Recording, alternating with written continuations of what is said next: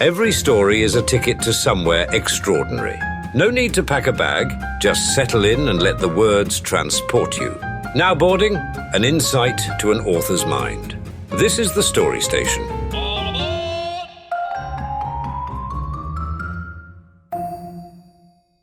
Mark Benyon teaches writing and literature classes at BYU Idaho and is also the author of several poetry collections, including Beneath the Falls and Forsythia, among others. Mark, thank you so much for coming in today. Thank you for having me. It's a pleasure to be here. Of course. So why do you write? Well, a big reason is to try to, and this is an answer that's been around for a long, long time, but it's to try to name the unnameable. There are so many experiences that we have that we don't have a name for in some way. And so I think writing to try to express the ineffable, something that hasn't been said before, is one reason why I write. Now, I know that sounds a little presumptuous and maybe even a little pretentious, and I don't mean it that way, but sometimes there's something that happens to us. It may be something as simple as you slip on the stairs, for instance, and it catches your ankle or you injure yourself in some way, and you want to capture that moment of slipping, or a moment of when you see a child who plays a piano piece perfectly or does something that's exciting, and you want to capture that in a way that can last longer than the here and now, that will be passed down hopefully to the next generation and the generation after that and beyond. So poetry is a record of experience, but it's also to try to name those things that happen that we don't have a name for. And I'll give you one quick example. I had an uncle who passed away, and I really wanted to write, prior to his passing, I wanted to write him a letter, but then he passed away, and I wanted to write a eulogy. But his passing was such that we couldn't celebrate the passing right away. So I took this desire of writing a letter and this desire of eulogizing him, and I created a new word. I called it litulogy. And I wrote a poem for him because I had this internal feeling of wanting to write him a letter, but also write a eulogy. And so I yoked those two words together and tried to put a name to what I was feeling. So maybe that's a concrete example of what I'm trying to do, and hopefully capture it. So I know you write poetry. Is there any other genres that you write in? Well, I've been tinkering and dabbling a little bit with creative nonfiction. I wouldn't call myself a creative nonfiction writer. I've written some reviews, 3 or 4 reviews of books, but I'm interested in creative nonfiction. It's very malleable, a lot like poetry in many respects, and I'm curious to see what will happen with that. I haven't really published anything yet in that area, and I'm not hoping to right away. I'm just trying my hand at it, because I think writing in a different genre, there's a kind of cross-fertilization that happens. If you write poetry and then try something else, that poetry experience helps in the other genre, and then vice versa. So I'm hoping that as I write creative nonfiction, that will help me to be a better poet in some ways. It does seem like language is important. Well, obviously language is important for any types of writing, but similar uses of language, I guess, in poetry. Yeah, absolutely. And each genre requires a different set of skills at one level, or a different set of, you have to approach each rhetorical situation differently. And so just being a little more versatile in terms of looking at a particular situation and going, okay, what am I trying to do here?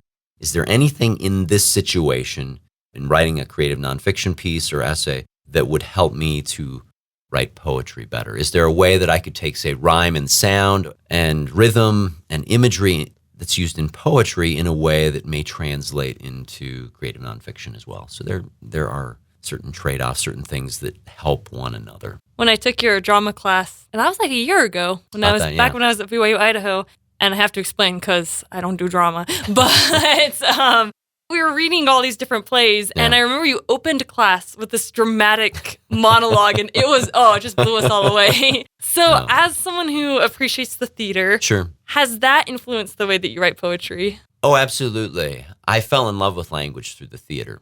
When I was 11, I was in South Pacific, and I was the little boy Jerome, and I had to speak French. There weren't many lines, maybe 20, and it was all like bonsoir and bravo, papa. It was that kind of thing.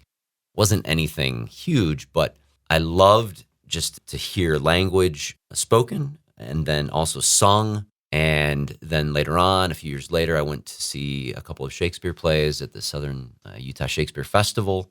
I saw Julius Caesar and A Midsummer Night's Dream back to back on 2 different nights, and I was just blown away. And I thought, I love what Shakespeare's doing with language.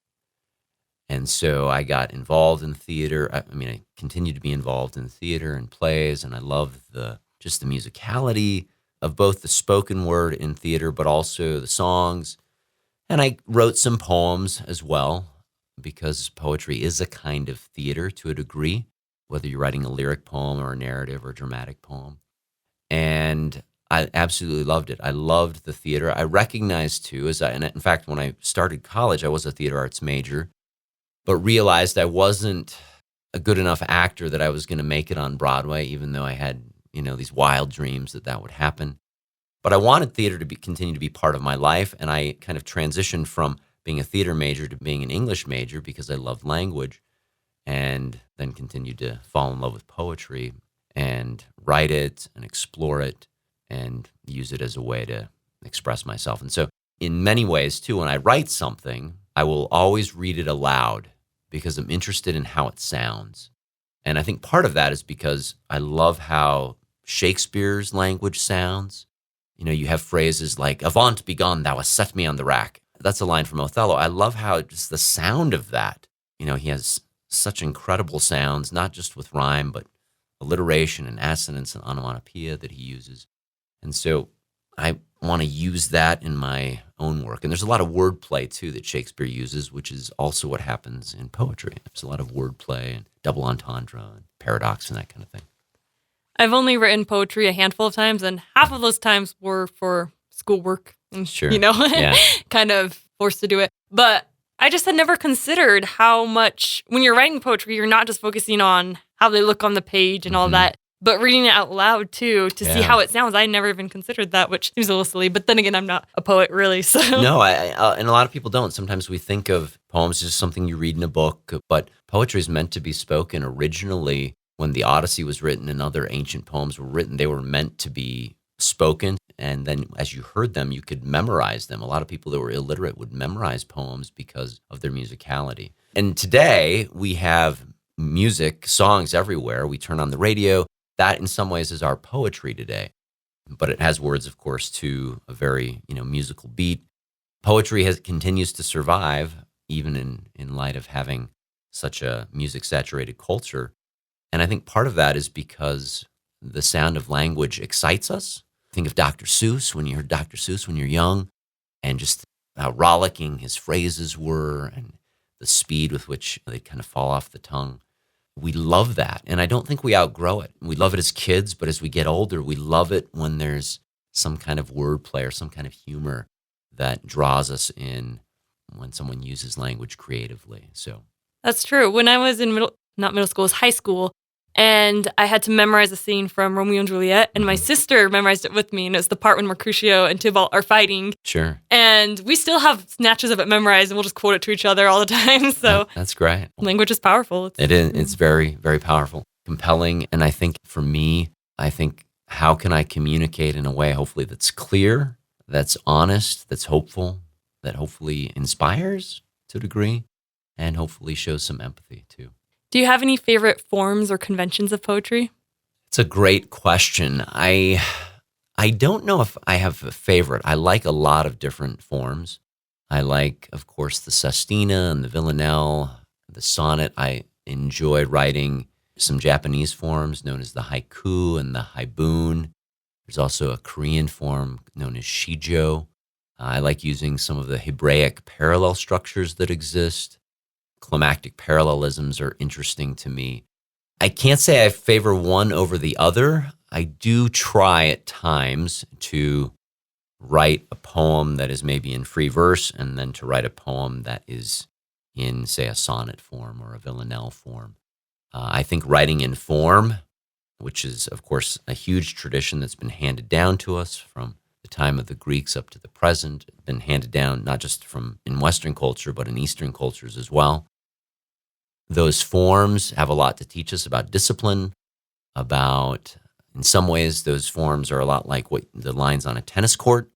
Those lines on a tennis court kind of give us a place to play and set rules for us, and we find out what we can do within that form. But then there's also free verse, which in some ways, I don't want to say it's harder, but you have to try to develop a form of your own that connects with the content, a form that complements the content. And if you don't do that, not that it's a cardinal sin, but the poetry may not be as compelling or as engaging as it potentially could be.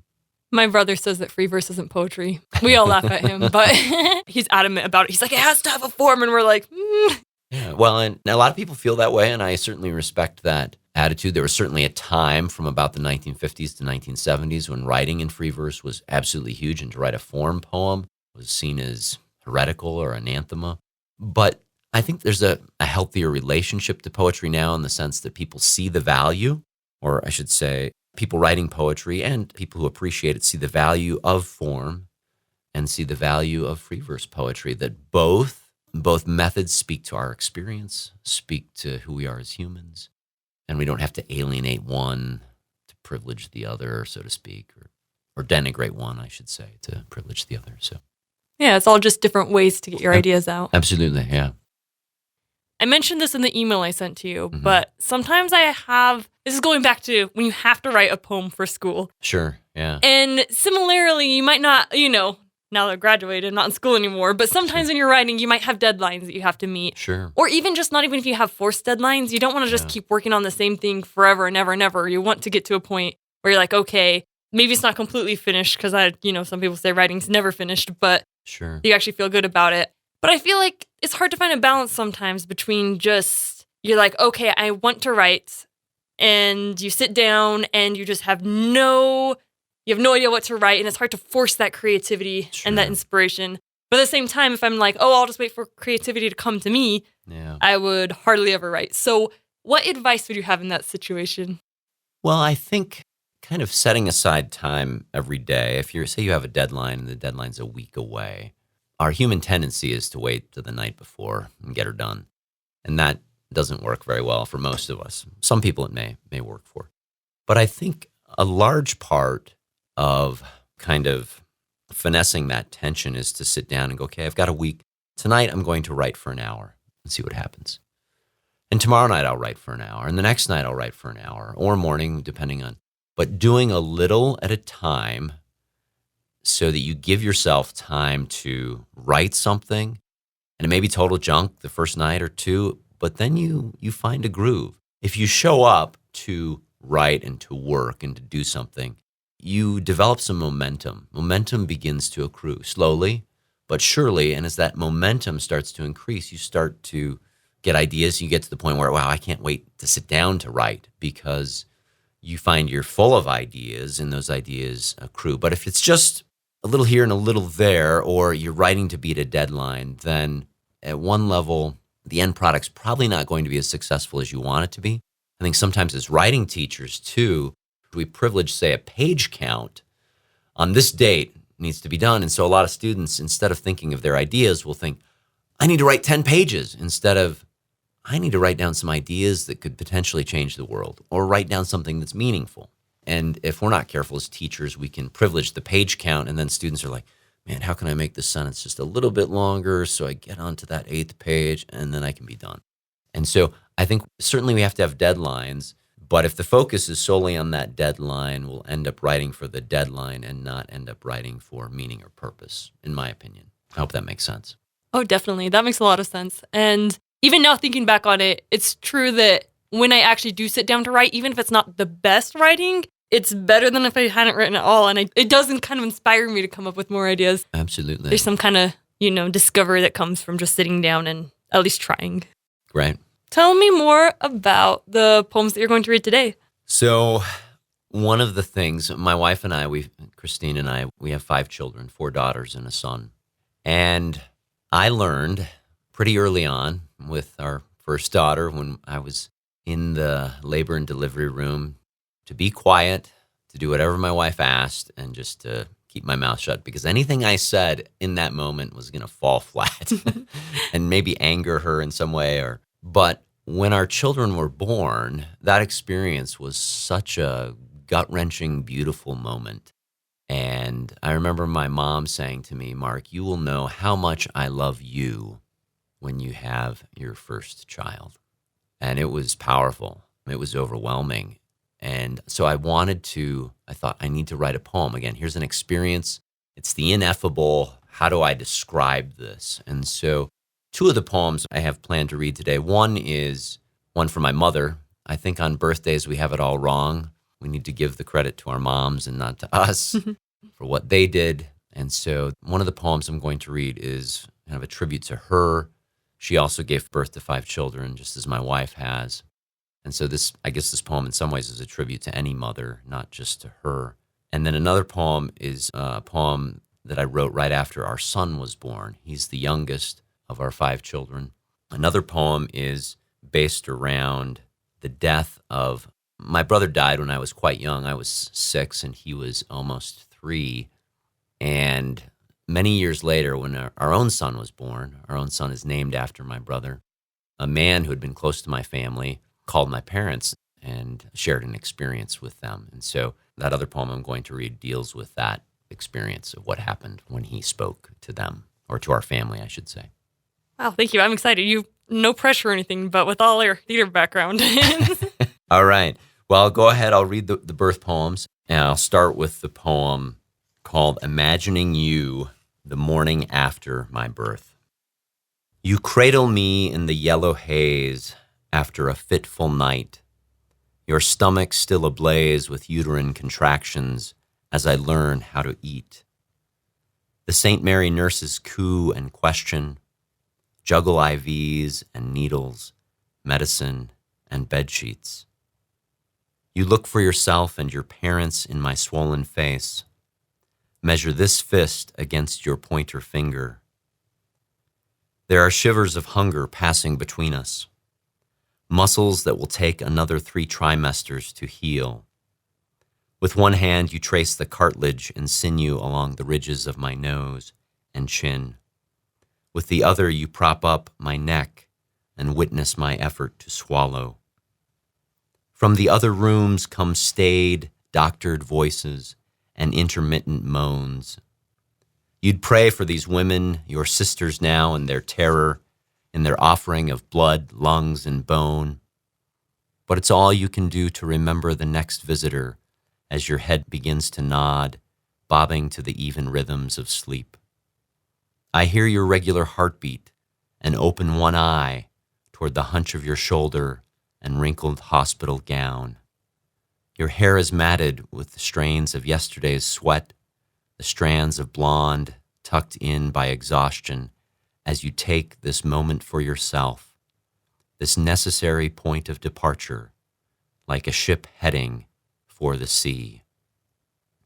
In days to come, I'll receive the newspaper praise and starboard attention from my brothers. Yet in the core of wrinkles and puppet fingers, in the jolts and stops of this flesh and the scarred emblems of your body, we know the real star of the past 9 months, a constellation I am just now beginning to see. That is such an interesting perspective. I like it. Thank you.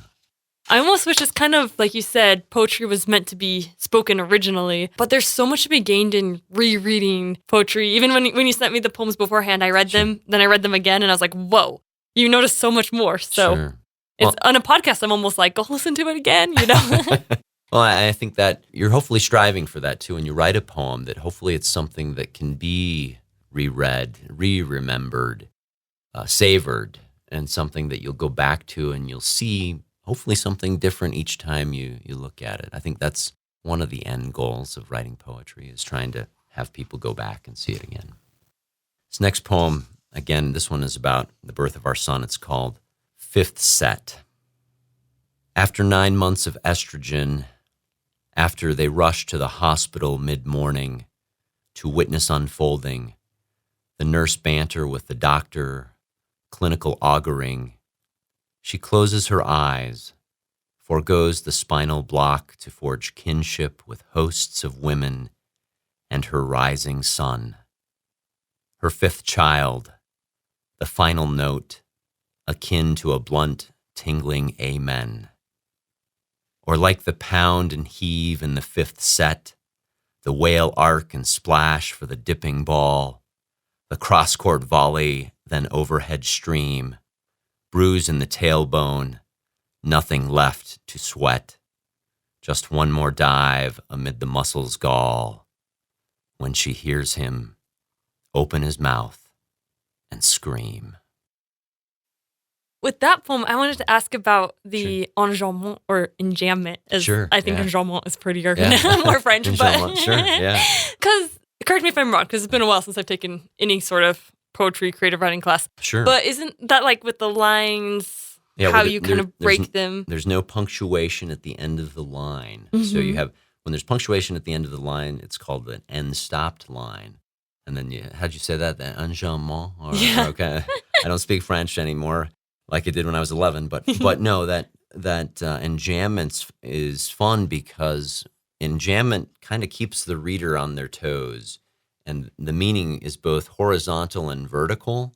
And so I think a lot of wonderful poets, what they'll do is they'll have a nice mix of end-stopped lines and then enjambed lines, and the enjambment will again create some surprise for the audience, and that surprise is what we love when we read. We love to be surprised. And so as a poet, when you're writing a poem, trying to use a little bit of that hopefully creates some surprise and some engagement that may not otherwise be there. That is so cool. And it works just as well when you read it out loud, because with the pauses and where you end each line, you can kind of tell. Sure. Okay, this last poem, this is called Dream. And again, this one is about my brother who passed away. Dream. It rolls in after the shock of morning ablutions, circling back at the right turn of the head, at the stopgap between shaving and conversation. Light jacket for a cool day. It comes to a friend we haven't seen in 30 years, a man who delineates sunshine in subterranean darkness, a friend gathering manna from years and experience. And when he calls on a frantic mid-morning, when he says, "Your son came to me last night," the whole house heats up. The heart sheds its weight, yields to afterworld iridescence, to the uneven focus and slow motion of the mind's metaphysical matters. Hale and missionary-like, a piece of rare jade unveiled. You arrived like a Leonardo sketch at auction in a nearby city. Fine lines, small canvas, a frame we can again hold on to. No matter you didn't come to us, we'll take you in any form, at whatever price. It's beautiful. Thank you. Is there anything else that you'd like to share about writing or anything? I think writing is just a way to deal with the difficulties in the world and the beauty in the world, to hopefully try and capture it, and to hopefully leave something behind for those to follow. And that's, I guess, the main reason why I try to write things down. Hopefully to use it as a gift for other people, not for my own self-aggrandizement, but to hopefully say thank you to people who have inspired me, because my wife, my mom, my children, my brother, my students inspire me. They inspire me to want to be better. They inspire me to want to look at life in a new way and to hopefully capture the ineffable. And so I'm just very thankful for that opportunity, and that's why I write poetry. Like I said earlier, I've never been much of a poet, but I love hearing about it, and I love hearing the poetry, so thank you. Thank you. Thanks for having me, Emma. So good to see you and spend some time here talking about poetry. Thank you for traveling with us. Next stop, your work of art. Poetry, fiction, creative non-fiction, you name it. Email us at storystation@riverbendmediagroup.com. Submission guidelines are not shy. They can be found in the podcast description. The Story Station, hosted by Emma, is a production of Riverbend Media Group.